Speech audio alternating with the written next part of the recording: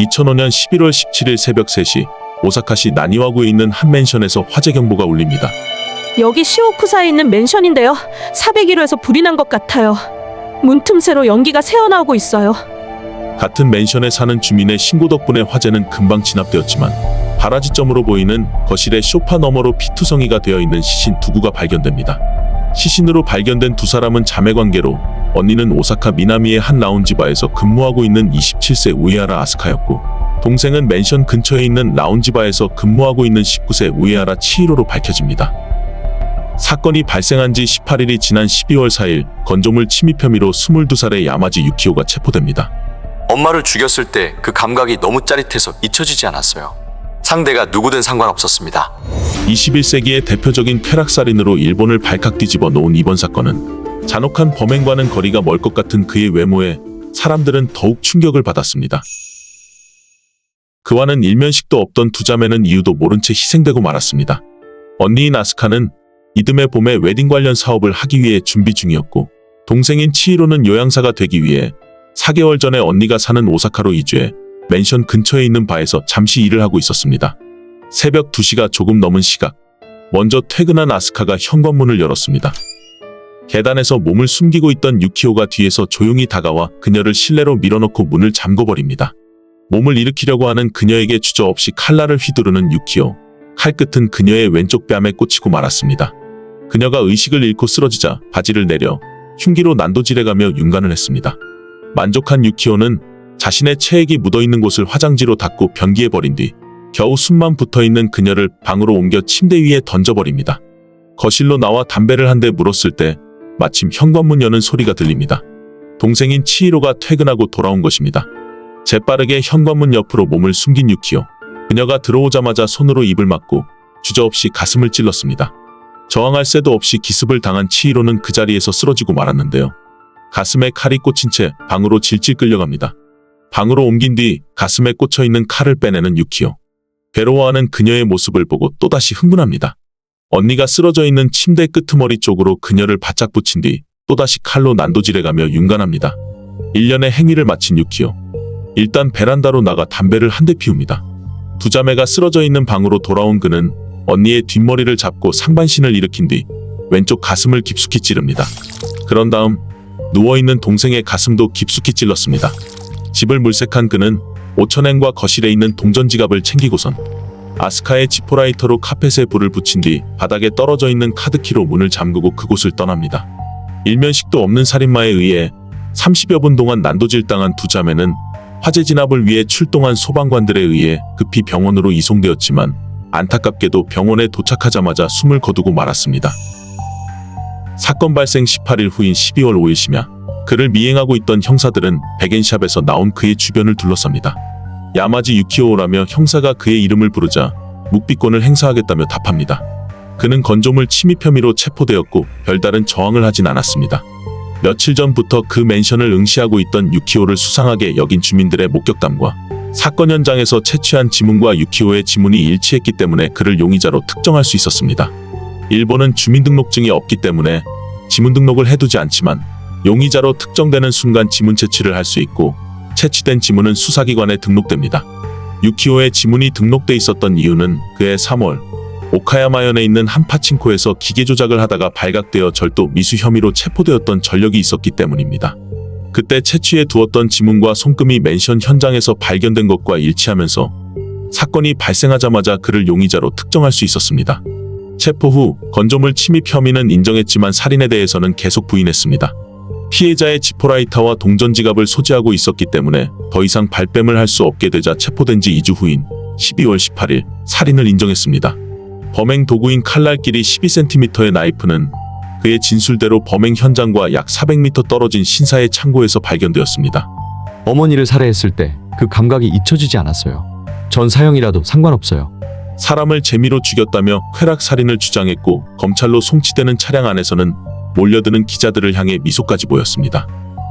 그가 체포되자 5년 전인 2000년 7월에 자신의 친모를 살해했다는 사실도 드러났습니다. 그의 나이 16이었습니다.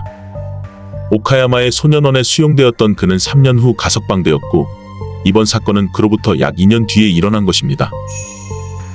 1983년 야마구치현에서 태어난 유키오는 목수였던 아버지와 평범했던 어머니 밑에서 외동아들로 자랐습니다. 아버지는 자상하셨지만 술이 취하면 어머니와 자신에게 폭력을 휘둘렀습니다. 매일 술을 드셔서 그런지 몸이 망가진 아버지는 목수 일도 접어야만 했습니다. 생계를 책임져야 했던 어머니는 슈퍼에서 파트타임으로 일을 하며 생활비를 벌기 시작했습니다. 밤엔 남편의 폭력에 시달려야 했고 낮에는 일을 해야 했던 어머니, 정신적인 스트레스 때문이었을까요? 쇼핑 중독에 빠지기 시작했고 은행 잔고가 바닥이 나면서 빚까지 지게 됩니다. 빚은 점점 쌓여갔지만 어머니에게 있어 쇼핑은 정신적 안정을 찾을 수 있는 유일한 방법이었습니다. 아버지의 폭력이 늘어날수록 어머니의 낭비벽은 더욱 심해져만 갔습니다. 아버지에게 두들겨 맞을 때마다 도와달라는 듯 유키오에게 눈빛을 보내는 어머니. 어린 그가 할 수 있는 것은 아무것도 없었습니다. 그럴 때마다 이유 없는 좌절감으로 고통받아야 했던 유키오. 어느덧 그는 감정 표현을 할 수 없는 사람이 되어 있었습니다. 자신의 감정을 봉인해버린 그는 타인의 감정을 이해하고 공감하는 법을 배우지 못한 채 성장해 나갑니다. 타인과 소통하는 것이 어려웠던 그는 학교에서도 항상 혼자였는데요. 그의 별명은 악마였고 중학교를 졸업할 때까지 외톨이였습니다. 그가 초등학교 5학년생이던 어느 날 알코올 중독자였던 아버지가 각혈을 하며 쓰러지셨습니다. 유키오는 직장에 있는 어머니께 전화를 걸어 다급하게 도움을 요청했습니다. 그냥 내버려둬. 유키오는 이날을 잊을 수 없다고 합니다. 알코올 중독자의 폭력적인 아버지셨지만 맨정신일 때는 한없이 자상하신 아버지, 그런 아버지라도 그에게는 둘도 없는 존재였습니다. 밤이 되자 어머니가 돌아오셨고 구급차를 불러 병원으로 갔지만 아버지는 깨어나지 못하셨습니다. 장례식장에서 어머니는 죽어서 속이 다 시원하다라는 말을 하십니다. 이 말을 들은 유키오의 마음속엔 아버지의 죽음은 어머니 때문이라는 신념이 자리 잡게 됩니다. 그날 이후로 집에서도 혼자 지내는 시간이 많아진 유키오는 중학교에 진학하면서부터 등교를 하지 않는 날이 잦아집니다. 학교를 가지 않아 어머니께 꾸중을 듣는 날도 있긴 했지만 무기력증과 고독을 벗삼아 그저 하루하루를 보내고 있었습니다. 이 즈음에 어머니의 화장은 짙어져 있었고 복장은 더욱 화려해져 있었습니다. 빚으로 빚을 돌려막아가며 대출을 받아 쇼핑을 했기 때문에 어느새 가계부채는 5천만 원이 훨씬 넘어 있었고 전기와 가스가 끊기는 날도 있었습니다. 요즘 부쩍 재혼하면 어떻겠냐고 자주 물어오시는 어머니. 그럴 때마다 마음대로 하라며 귀찮은 듯 대꾸를 해주었지만 마음 한구석엔 자신은 걸리적거리는 존재일 뿐이라며 존재가치마저 부정해버립니다. 그가 15살이 되던 어느 날 어머니가 재혼할 거라 하십니다. 당시 어머니의 나이는 45세였고 재혼 상대는 15살이나 어린 연하남이었습니다. 재혼을 하게 되면 유키오는 그 남자의 양자로 입적될 것이라고 말씀하십니다. 지금의 환경에 변화가 오는 것은 그에게 있어 상당한 스트레스였고 새아버지 따윈 필요 없었습니다. 아버지의 죽음은 어머니 탓이라고 생각하고 있던 유키오였기에 아버지를 잊고 다른 남자와 아무렇지도 않게 재혼하려고 하는 어머니가 죽도록 미웠습니다. 그때부터 매일 어머니와 말다툼을 했습니다. 그 즈음에 그는 중학교를 졸업했고 마침 지인의 소개로 신문 판매점에서 일을 할 수 있게 되었습니다. 그의 한 달 수입은 9만엔 정도였지만 절반은 생활비에 보탰습니다. 처음으로 돈을 마음대로 쓸 수 있게 된 유키오는 어릴 때부터 즐겨 찾던 장난감 가게에 출입하기 시작합니다. 트레이딩 카드로 하는 게임에 빠져 있었는데요. 일을 마치고 매일 그곳에 들러 초중생들과 함께 카드 게임을 즐겼다고 합니다. 한편 집은 부채지옥이 되어 있었는데요. 더 이상 돈을 빌릴 데도 없었고 매일 몰려오는 채권자들 때문에 집안은 하루도 편할 날이 없었습니다. 2000년 4월 장난감 가게에 새 점원이 들어옵니다. 16세의 유키오보다 7살이 많은 여성이었지만 작은 얼굴에 귀여운 외모의 그녀는 어느새 유키오와 사생활을 털어놓을 정도로 친한 사이가 되어버립니다. 그녀에겐 5년 동안 사귀고 있는 남친이 있었는데요. 요즘 별로 사이가 좋지 않다며 유키오에게 슬쩍 기대를 하게 만듭니다. 유키오의 얼어붙은 마음도 어느새 설레이고 있었습니다. 7월 어느 날 그녀에게 사랑을 고백한 유키오. 다음 날 그녀의 자취방에서 둘만의 시간을 보냅니다. 가끔 아들의 지갑에서 현금을 훔치던 어머니는 어느 날 아들의 지갑 속에 못 보던 명함이 들어있는 것을 발견합니다. 명함에 적혀있는 전화번호로 연락을 해보는 어머니. 여자가 전화를 받자 말없이 끊어버렸습니다. 장난감 가게 점원의 명함이었고 무단결근까지 해가며 그녀와 만나고 있다는 사실을 알게 되었습니다. 그날부터 그녀에게 무언 전화가 걸려오기 시작했고 발신자 번호를 확인한 유키오는 자신의 어머니의 소행임을 알고 분노합니다. 어머니가 자신의 지갑에 손을 대고 있는 것도 알고 있었던 유키오. 아버지를 죽게 만들더니 이젠 연애까지 방해를 하려고 하는 어머니가 미웠습니다. 그날 저녁 어머니의 귀가를 기다리고 있는 유키오. 저녁 9시에 귀가한 어머니에게 우선 부채에 대해 따져 물었습니다. 너와는 상관없어.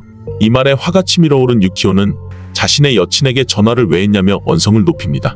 아, 몰라. 그런 적 없어. 막무가내로 시치미를 떼는 어머니. 유키오의 인내심은 임계점에 달했습니다.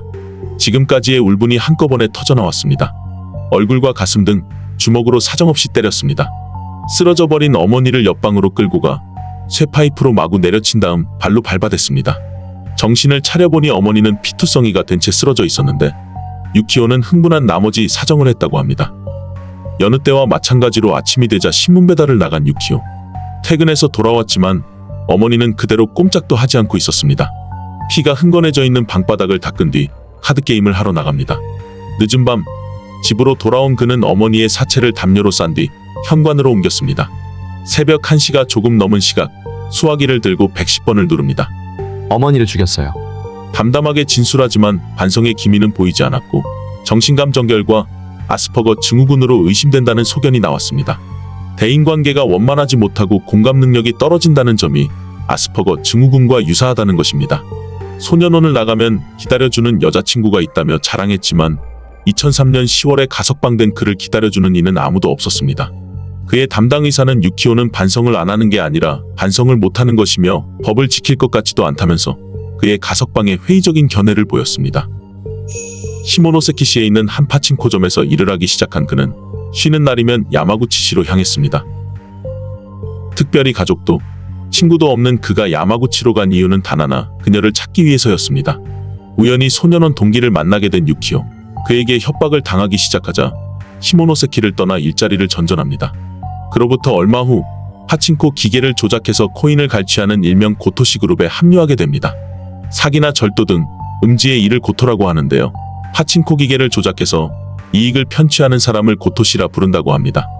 해당 고토시 그룹에 거쳐가 자매가 살고 있는 맨션의 6층이었습니다.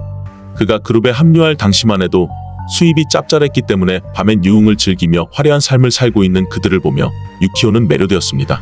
하지만 고토시 그룹에 대한 단속이 강화되어가면서 몸을 사려야 했고 수입을 거의 내지 못하는 유키오는 자연스레 그룹에서 탈퇴하게 됩니다. 사건이 발생하기 며칠 전 그룹의 숙소에서 나온 그는 맨션 앞에 있는 공원에서 노숙을 하기 시작했는데요. 그때 밤에 귀가하는 자매를 눈여겨보고 있었던 겁니다. 누구든 상관없었어요. 사람의 피를 보고 싶었을 뿐이에요. 가벼운 마음으로 쇼핑하러 가듯 뭐 그런 느낌이었어요. 그녀들이 괴로워하는 모습을 보니 정말 흥분됐어요. 저에게 있어 사람을 죽이는 것과 물건을 부수는 건 같은 겁니다. 재판이 열리자 그는 모든 혐의를 인정했습니다. 2006년 12월 13일 오사카 지방법원에서 첫 판결 공판이 열렸습니다. 피고인을 사형에 처한다.